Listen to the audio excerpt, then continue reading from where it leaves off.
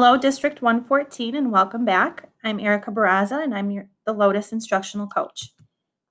Hello, and I'm Stephanie Kay, the Stanton Instructional Coach. Erica and I feel that this quote is an awesome way of showing what instructional coaching is all about. The most valuable resource that all teachers have is each other. Without collaboration, our growth is limited to our own perspectives. If you ever need to get a hold of us, here's our contact information, and I will update my phone extension as soon as I get it. Stephanie and I have spent months training and preparing for the school year so that we can support you through this journey into the unknown. In trying to identify our purpose for coaching, we came across many definitions. For example, instructional coaches are on-site change agents who use professional development and differentiated coaching to increase teacher effectiveness by teaching educators how to successfully implement effective research-based teaching techniques and practices. Whoa, that was a mouthful, right? Safe to say we felt like Ron here every time we ran across new definitions of instructional coaching. Throughout our current training and research, we have discovered these key terms and recurring words are the foundations of instructional coaching: student-centered, relationships, data-driven, trust, best practices, and high levels of learning.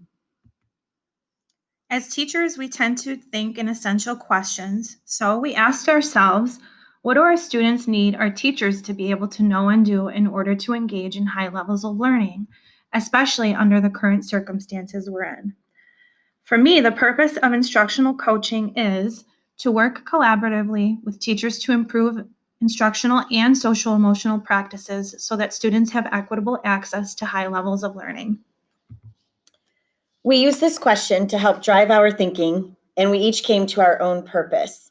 In answering that same question for me, the purpose of instructional coaching is to collaborate with and support teachers by building on their strengths to provide students with a quality education so that all students are successful. Although Erica and I came up with two different purpose statements, we ultimately have the same goal, and that is to partner with teachers in order to provide all students with a quality education through effective teaching practices.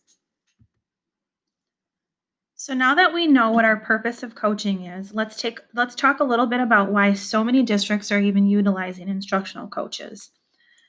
Bruce Joyce and Beverly Showers conducted research on the impact of instructional coaching.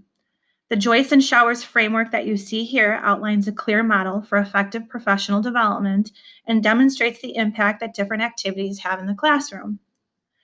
Let's take a look at this first row. Here you'll see that teachers who only receive training through theory and discussion understand the training on a knowledge level. 5% of those teachers can demonstrate the learning, but cannot apply it.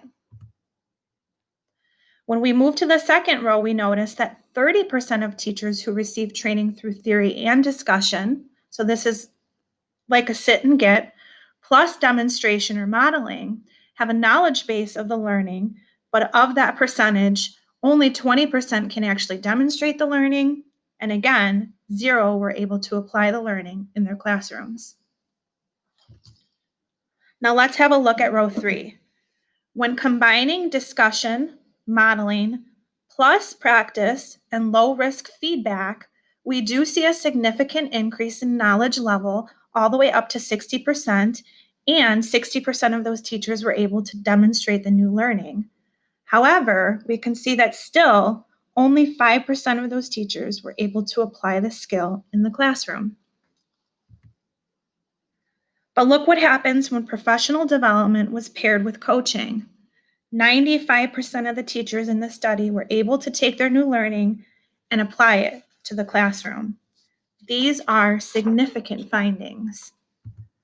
So what we know based on this research and many studies like it is that teachers who work with coaches demonstrate a clearer understanding of the purposes and use of new strategies.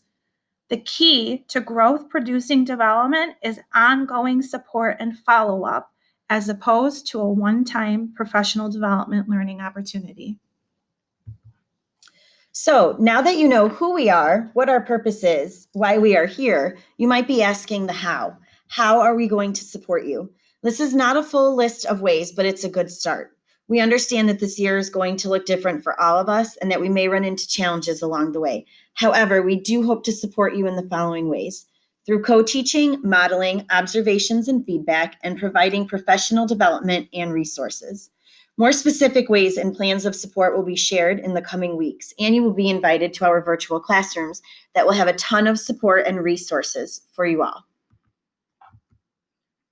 Please know that our partnership in coaching is not evaluative and that our work together is confidential. We are simply here to support you and to grow alongside you. So please join us on this journey to being brave and vulnerable. Let's create, innovate, and get really good at focusing on student learning and growth as our primary motivator.